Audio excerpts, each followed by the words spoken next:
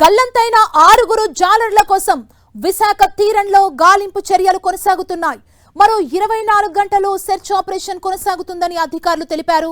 3 హెలికాప్టర్లు 4 షిప్లతో rescue continue అవుతుందంటున్నారు అధికారులు. వాయుగుండం ప్రభావంతో గాలింపు చర్యలకు ఆటంకం కలుగుతోందంటున్నారు. 3వ రోజు నేవీ కోస్ట్ గార్డ్ రంగంలోకి దిగింది. తమ వారి ఆచూకీ కోసం మత్స్యకార కుటుంబాలు ఎదురు చూస్తున్నాయి. ఈ నెల 1న బుధవారం 7 మత్స్యకారులు చేపల వేటకు వెళ్లగా శనివారం మధ్యాహ్నం వరకు వేట సవ్యంగా సాగింది. ఆ తర్వాత అల్పపీడనం కారణంగా సముద్రం అల్లకల్లోలంగా మారటంతో చేపల రేవుకు 10 మైళ్ల దూరంలో అంటే గంగవరం సమీపాన ప్రతికూల పరిస్థితులు ఎదురయ్యాయి. నడి సంద్రంలో బోటు మునిగిపోవటంతో దాన్నే ఆసరాగా చేసుకుని గంటల కొద్దీ ఉన్నారు. ఎటు వెళ్లాలో ఎక్కడికి వెళ్లాలో తెలియక సాయం కోసం ఆర్తనాదాలు చేశారు. చివరికి ఆసరాగా ఉన్న బోటు కూడా మునిగిపోవటంతో తలో దిక్కు ఈదడం ప్రారంభించగా బలమైన కెరటాలు వారిని నిర్వీర్యులను చేశాయి. శనివారం మధ్యాహ్నం 2 గంటల సమయానికి తీరానికి చేరుకోవాల్సిన వారంతా రాత్రి పొద్దుపోయే వరకు రాలేదు. గల్లంతైన సమాచారం రాత్రి 10 గంటలకు వెలుగులోకి రాగా ఆ వివరాలు అధికారులకు చేరేసరికి అర్ధరాత్రైంది. ఆదివారం చేపల రేవుకు తరలి వచ్చిన కుటుంబ సభ్యులు బంధువుల రోదనలతో అక్కడ విషాద వాతావరణం నెలకొంది. ప్రమాద ఘటన గురించి తెలిసిన వెంటనే ఏపీ సర్కార్ అప్రమత్తమైంది. పలువురు మంత్రులు ఎమ్మెల్యేలతో సీఎం చంద్రబాబు మాట్లాడారు. అధికారులతో మాట్లాడి వారిని అప్రమత్తం చేశారు. సెర్చ్ ఆపరేషన్ కొనసాగిస్తున్నారు. సముద్రంలో గల్లంతైన మిగిలిన 6 కోసం నేవీ, మెరైన్, కోస్ట్ గార్డు సిబ్బంది తీవ్రంగా శ్రమిస్తున్నారు.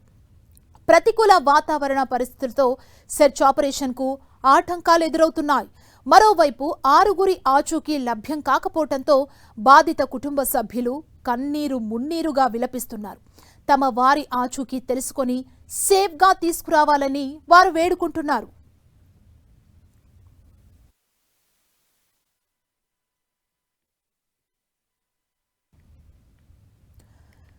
ఇక సెర్చ్ ఆపరేషన్ కొనసాగుతోందని అధికారులు చెబుతున్నారు. గల్లంతైన 6 జారుల కోసం విశాఖ తీరంలో కంటిన్యూస్ గా గాలింపు కొనసాగుతూనే ఉంది. ఇదే అంశానికి సంబంధించి లేటెస్ట్ అప్డేట్ మా ప్రతినిధి జార్జ్ మనకు అందిస్తారు. జార్జ్,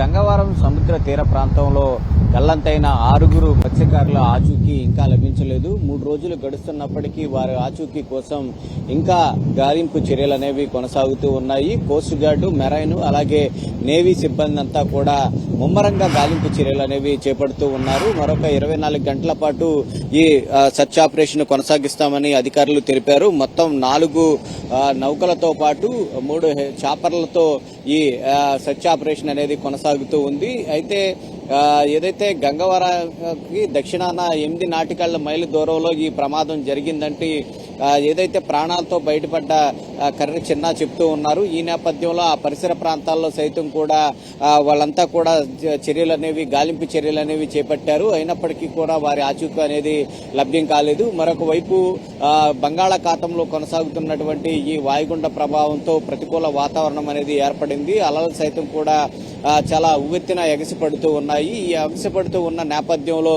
ఈ సెర్చ్ ఆపరేషన్ కి సైతం కూడా ఆటంకం ఏర్పడింది. అయితే ఈ రోజు పూర్తిగా ఈ సెర్చ్ ఆపరేషన్ అనేది కొనసాగిస్తారు.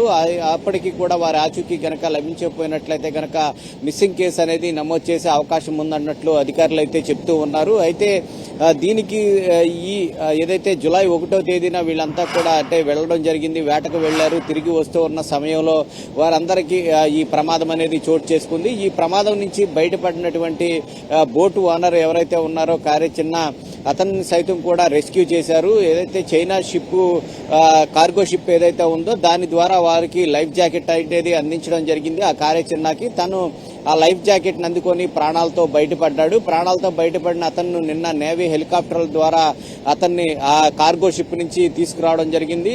వైద్య పరీక్షలు నిమిత్తం అతను విశాఖలోని కిమ్స్ హాస్పిటల్లో వైద్యం అయితే అందిస్తూ ఉన్నారు. అయితే ఈ వైద్య పరీక్షలకు సంబంధించి తాను ప్రస్తుతానికి ఆరోగ్యంగానే ఉన్నట్లు వైద్యులు అయితే తెలపడం జరిగింది. అయితే ఈ క్రమంలో చికిత్స పొందుతున్నటువంటి కార్య చిన్నను తోటి మత్స్యకారులతో పాటు దక్షిణ నియోజకవర్గం ఎమ్మెల్యే వంశీకృష్ణ సైతం కూడా పరామర్శించారు. అయితే ఆ ప్రమాదానికి సంబంధించి చిన్న సైతం కూడా చెప్తూ ఉన్నాడు, ఏదైతే 1వ తేదీన మేము వేట ముగించుకొని 3వ తేదీన వచ్చే సమయంలో ఒక్కసారిగా రాకాసి అలా తమ బోటును ఢీకొట్టడంతో ఒక్కసారిగా బోట్ అనేది తిరగబడిపోయింది. ఆ సమయంలో ఒక వ్యక్తి సముద్రంలో కెరటాల దాటికి వెళ్లిపోయాడని చెప్తూ ఉన్నాడు. మరొక ఈ 6గురు మాత్రం సైతం కూడా ఆ బోటు పైనే నిలబడి ప్రాణాలను రక్షించుకునేందుకైతే ప్రయత్నాలు చేశారు. ఆ క్రమంలో ఆ బోటు దాదాపుగా కొన్ని గంటల పాటు ఉన్న తర్వాత అది సైతం కూడా సముద్రంలోకి మునిగిపోవడం ప్రారంభించింది. ఆ నేపథ్యంలో వారంతా 6గురు సైతం కూడా ప్రాణాలను కాపాడుకునేందుకైతే ఈదాలని భావించారు. ఈ సమయంలో సముద్రంలో ఈదుకుంటూ వాళ్ళు ప్రాణాలను రక్షించుకునేందుకు సముద్రంలో ఇదే ప్రయత్నం అయితే చేశారు. తెల్లవారుజామున ఒక చైనా కార్గో షిప్ కనిపించడంతో అటువైపుగా ఈదుకుంటూ వెళ్లారు ఈ 6గురు సైతం కూడా. ఆ సమయంలో వారిని కాపాడనంటూ కేకలు వేసిన సమయంలో ఈ చైనా కార్గో షిప్ వారికి ఈ లైఫ్ జాకెట్ ను అయితే అందించడం జరిగింది. ఆ లైఫ్ జాకెట్ ను అందించిన సమయంలో లంగరకు ఉన్నటువంటి చైన్ ను పట్టుకొని ఈ చిన్న అనే వ్యక్తి ప్రాణాలతో బయటపడ్డారు. మిగిలిన వారు ఆచూకీ అయితే ఇంకా లభ్యం కాలేదు. మొత్తం మీద ఈ మిస్ అయిన 6గురి ఆచూకీ కోసం అయితే ముమ్మరంగా ప్రస్తుతానికి గాలింపు చర్యలు అనేవి కొనసాగుతూ ఉన్నాయి. మరొక వైపు చిన్నకైతే చికిత్స అయితే కొనసాగుతుంది. ప్రస్తుతానికి అతని ఆరోగ్య పరిస్థితి నిలకడగానే ఉన్నట్లయితే వైద్యులు అయితే తెలిపారు. అయితే ఈ 6గురి ఆచూకీ కోసం కుటుంబ సభ్యులంతా కూడా ఏదైతే ఫిషింగ్ హార్బర్ వద్ద ఎదురు చూస్తూ ఉన్నారు, తమ వారి ఆచూకీ తెలపాలంటూ కూడా అధికారులను కూడా నిన్నటి నుంచి కూడా అడుగుతూ ఉన్నారు. అయితే ఈ సెర్చ్ ఆపరేషన్ కొనసాగుతూ ఉన్న నేపథ్యంలోనే ఖచ్చితంగా వారి ఆచూకీని తెలుపుతామంటూ కూడా అధికారులు వారికి చెప్పడం జరిగింది. మరొక వైపు కుటుంబ సభ్యులంతా కూడా ఆందోళనలోనే ఉన్నారు, కన్నీరు మున్నీరుగా వెలిపిస్తూ ఉన్నారు. వేటకు వెళ్లిన వారు సాయంత్రం కల్లా తిరిగి వస్తారని చెప్పి ఇంకా రాకపోవడంతో వాళ్ళంతా కూడా విలపిస్తూ ఉన్న పరిస్థితి అయితే అక్కడ నెలకొని ఉంది. ఏదేమైనప్పటికీ ఏదైతే గల్లంతైన మత్స్యకారుల కోసం ప్రస్తుతానికైతే సెర్చ్ ఆపరేషన్ అనేది కొనసాగుతుంది. 24 గంటల తర్వాత సెర్చ్ ఆపరేషన్ కొనసాగించి ఆ తరువాత ఒకవేళ దొరకకపోయినట్లయితే గనక వారికి మిస్సింగ్ కేసు అనేది నమోదు చేస్తామంటూ కూడా అధికారులు అయితే చెప్తూ ఉన్నారు. మరొక వైపు ఏదైతే వీళ్ళు స్పెసిఫిక్ గా చెప్తున్నటువంటి గంగవరం దక్షిణాన వీరు 10 నాటికళ్ల మైలు దూరంలో ఈ పడవ బోల్తా పడిందని చెప్తూ ఉన్నారు. ఆ ప్రాంతం అంతా కూడా ఇటు గంగవరం గాని అప్పికొండ ప్రాంతాలు అటు ప్రాంతాలన్నీ కూడా రాళ్లు అనేవి ఎక్కువగా ఉంటాయి కాబట్టి ఆ రాళ్ల దగ్గర అక్కడ ఏమన్నా ఉండిపోయి ఉంటారా అనే కోణంలో కూడా అక్కడ సెర్చ్ ఆపరేషన్ అనేది కొనసాగుతూ ఉంది. ఏదైనప్పటికీ వీరి ఆచూకీ కోసం అయితే 1000 కళ్లతో అక్కడ ఉన్న మత్స్యకార కుటుంబాలు అయితే ఎదురు చూస్తూ ఉన్నాయి. మరొక వైపు ఈ సెర్చ్ ఆపరేషన్ కు చాలా కీలకంగా మారింది. సమన్వయంతో ఇటు నేవీ, కోస్ట్ గార్డ్, మెరైన్ పోలీసులు సైతం కూడా సమన్వయంతో పనిచేస్తూ ఉన్నారు. ఇప్పటికే దాదాపుగా ప్రతికూల వాతావరణం ఉన్నప్పటికీ కూడా వారి ఆచూకీ కనుగొనేందుకు మొత్తం అంతా కూడా ఇటు 4 నౌకలతో పాటు చాపర్లతో విస్తృతంగా గాలిస్తూ ఉన్నారు. అయితే ప్రస్తుతానికి ఇప్పటికీ 3 రోజులు అవుతూ ఉంది. అయినప్పటికీ కూడా వారి ఆచూకీ అనేది దొరకలేదు.